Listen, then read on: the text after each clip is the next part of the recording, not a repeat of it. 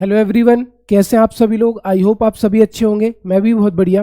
Karma series का हमारा अगला वीडियो है जिसमें हम रेशियो एंड प्रपोर्शन, अनुपात और समानुपात के वो क्वेश्चन करने वाले हैं जो कि एग्जाम में पिछली परीक्षा में आए हुए हैं। तो एग्जाम पैटर्न रेलवे का, ग्रुप डी का, एनटीपीसी का कैसा रहेगा वो भी आपको देखने को मिलेगा। नए नए कॉन्सेप्ट भी सीखने को मिलेंगे, बहुत कुछ सीखने को मिलेंगे, है ना। तो आप ध्यान से वीडियो को प्रॉपर देखिएगा। और अगर आपको वीडियो कहीं पर भी अच्छा लगता है, किसी भी पॉइंट पर समझ में आता है या कोई लॉजिक अच्छा लगता है, तो पढ़ने वाले जरूरतमंद लोगों को जरूर शेयर करिए। तो चलिए गाइस, आज का वीडियो स्टार्ट करते हैं। जय महाकाल। तो जैसा कि आप देख ही रहे हैं, आज का हमारा टॉपिक है रेशियो एंड प्रपोर्शन, है ना। रेशियो एंड प्रपोर्शन, अनुपात और समानुपात। ठीक है, तो आज का क्वेश्चन हमारे पास ये रहा। ठीक है, सबसे पहले क्या कह रहा है कि तीन संख्याओं का अनुपात कितना है। 3:7:8 है। ठीक, और उनके वर्गों का योग 7808 है। तो उनमें से सबसे छोटी संख्या ज्ञात कीजिए, ये आपको बताना है।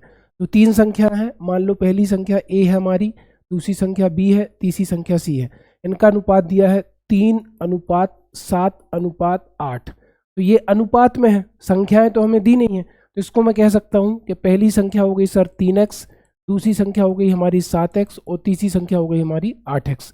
अब इनके वर्गों का योगफल, 3 का वर्ग करो तो 3x 9x वर्ग, प्लस 7x का वर्ग तो 7×7=49x वर्ग, 8x का वर्ग तो ये हो गया 64x वर्ग। इनका जो योगफल है वो क्वेश्चन में कितना दिया है, 7808। इसको जोड़ दो, 49 में 1 जोड़ा तो कितना आ गया 50, 50 और 8 58, 58 में आप 64 जोड़ो तो आ जाएगा 8 4 12 की 2, है ना, 5 6 11 और 1 12, 122 एक्स स्क्वायर बराबर कितना हो गया 7808। अब ये 122 है, ये नीचे चला जाएगा तो ये कितना हो जाएगा मेरे दोस्त, एक्स स्क्वायर बराबर 7808/122।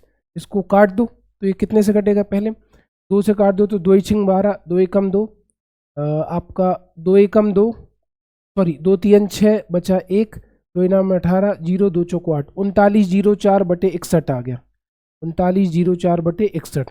अब आपके पास कोई ऑप्शन नहीं है, इसको आप 61 से ही काट सकते हो। 61 का भाग इतनी बार दो, 39 में तो जाएगा नहीं, 390 हो जाए तो 61 पंचे 5 एकम 5, 5 छक्का 30, है ना, 61 छक्के हो जाएगा, 6 एकम 6, 6 छिंग 36, 366। तो ये 61 से कटा कितनी बार, 6 बार, तो 366 निकल गया। अब 390 में से 366 गया तो ये बचे 24, हो गया 244।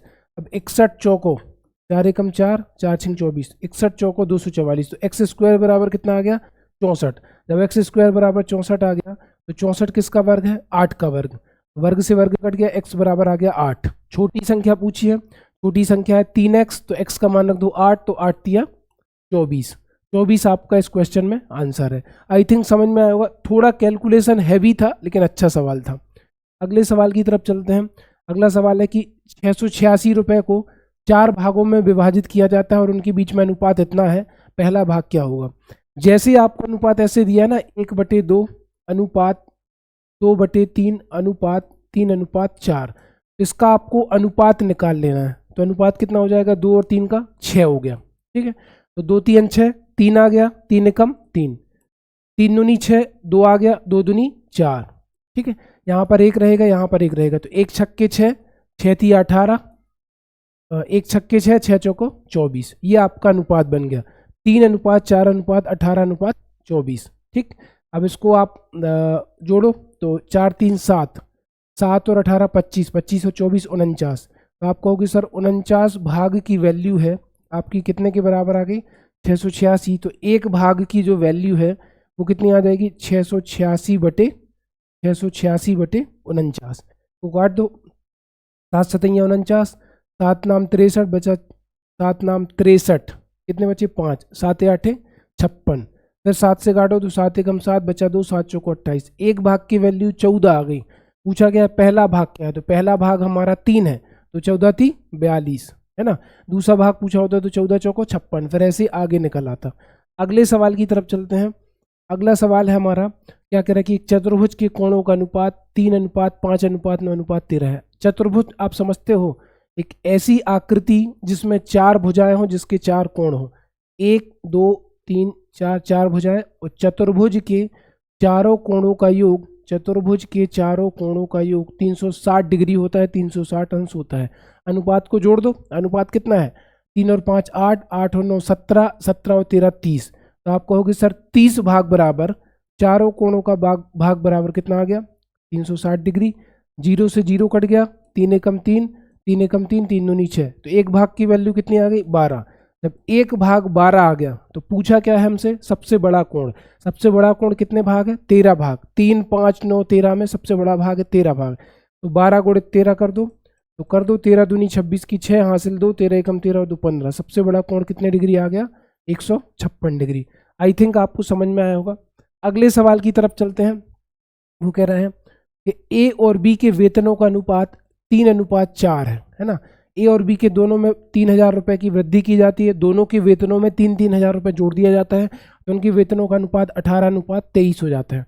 ध्यान दो, यहाँ पर दो आदमी हैं ए अनुपात बी, उनकी जो वेतनों का अनुपात है वो कितना दिया है 3:4। तो क्या मैं इसको ऐसे नहीं मान सकता कि ए की वेतन हो गई 3x और बी की वेतन कितनी हो गई 4x, है ना, क्योंकि अनुपात दिया है, वेतन थोड़ी दिया हमें जो डायरेक्ट मैं 3 और 4 कह दूं। अब इन्होंने बोला प्रत्येक के वेतन में 3,000 की वृद्धि कर दी, 3x में भी मैंने 3,000 रुपये बढ़ा दिए, बटे 4x बी के वेतन में भी मैंने 3,000 बढ़ा दिए। अब इनका जो नया रेशियो बना वो कितना बना 18:23। गुणा करो, 23 का 3 में गुणा करो तो 23 तिया 69x, प्लस 23 का 3 में गुणा करो तो 23 तिया 69,000, बराबर 18 करो तो 18 चौको 72x, प्लस 18 का 3 में करो तो 18 तिया 54,000, है ना। कितना आ गया 54,000। 72 में से 69 गए, कितने बचे 3x, और 69 में से 54 गए तो कितने बचे, घटा दो 69 में से 54, 6 उधर बचे 9 इधर बचे, 15,000, है ना। 3x बराबर कितना आ गया 15,000। अब इसको काट दो तो 3 एकम 3, 3 5 15, x की वैल्यू आ गई 5,000। अब सवाल में पूछा क्या है कि वृद्धि के बाद ए का वेतन बताओ। तो जब x की वैल्यू 5,000 है, ठीक है, तो 3x कितना आ जाएगा 5 तिया 15,000 और 3,000 की हुई वृद्धि, तो 15 में 3 जोड़ोगे तो कितना आ जाएगा 18,000। मूल वेतन पूछा होता तो x की वैल्यू 5 थी, रख दो तो 5 तिया 15,000, लेकिन 3,000 की वृद्धि के बाद बोला है तो 15 3 18। अगले सवाल की तरफ चलते हैं। तो अगला सवाल क्या है, दो संख्याओं का अनुपात 5:8 है। दो संख्याएं हैं, मान लो a है और b है, इनका अनुपात है 5:8। मैंने क्या किया, मैंने मान लिया कि पहली संख्या 50 है और दूसरी संख्या 80 है। कैसे माना, इसमें भी मैंने 10 का गुणा कर दिया, इसमें भी मैंने 10 का गुणा कर दिया, है ना। एक एक जीरो लगा दिया सीधा सीधा मान लो, या 2 जीरो लगा दो, कुछ भी मान लो। तो मैंने एक को बोल दिया 50, दूसरे को बोल दिया 80। अब पहली संख्या में 40% की वृद्धि होती है, तो 50 का 40% कितना होता है, तो 50 का 40% 20 होता है, तो 50 में 20 जुड़ गया तो कितना आ गया 70। और दूसरी संख्या में 15% की कमी होती है, तो 80 का 15% निकालो, तो 80 का 10% 8 और 5% 4, तो 8 और 4 12, 80 में से 12 गया तो ये आ गया आपका 68। अब वो कह रहा है कि इनका अनुपात बता दो। तो 70 के आधे मेरे दोस्त 35 होते हैं, और 68 के आधे 34 होते हैं, तो 35:34 इस क्वेश्चन का आंसर है। अगले सवाल की तरफ चलते हैं। अगला सवाल हमारा है कि गूथे हुए आटे की किसी लोई में चीनी और आटे का जो प्रारंभिक अनुपात है वो 4:7 है ना। यानी कि आपको यहाँ पे सवाल में लिखा है कि जो चीनी है और आटा इसका जो रेशियो है वो कितना है मेरे भाई 4:7। ठीक है, मतलब आटा गूथा गया है जिसमें चीनी और आटे का मिश्रण है, 4:7 प्रारंभिक अनुपात है। उस 22 किलोग्राम की लोई में, मतलब कह सकते हो इन दोनों की टोटल वैल्यू उसने दे दी कितनी 22 किलोग्राम, तो 4 और 7 कितने हो गए 11। तो आप कहोगे सर 11 भाग की वैल्यू 22 kg है, तो 11 एकम 11, 11 दूनी 22। एक भाग की वैल्यू कितनी आ गई, एक भाग की वैल्यू आ गई 2 kg।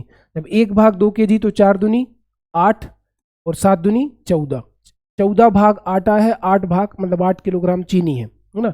अब इनने बोला क्या हुआ, 22 किलोग्राम की लोई में जस्टिन ने और आटा डालकर चीनी और आटे का अनुपात 2:5 कर दिया। अब ध्यान से सुनना, चीनी उसमें 8 किलोग्राम थी, आटा उसमें 14 किलोग्राम था। इनने बोला जैसे ही मैंने और आटे को मिलाया, मान लो आटे को प्लस किया, तो इनका जो अनुपात बना वो कितना बन गया 2:5।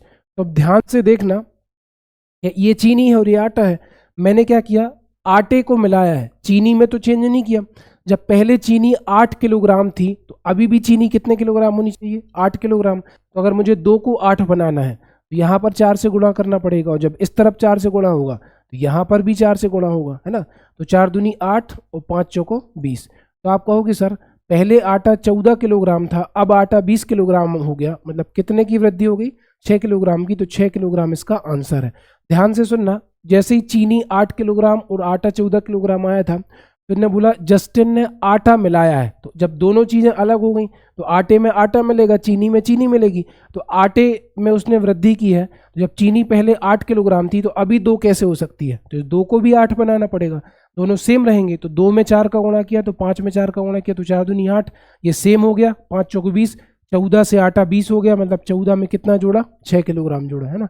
आई थिंक आपको समझ में आया होगा। आज का लास्ट सवाल और देखते हैं, फिर अगली क्लास में देखेंगे।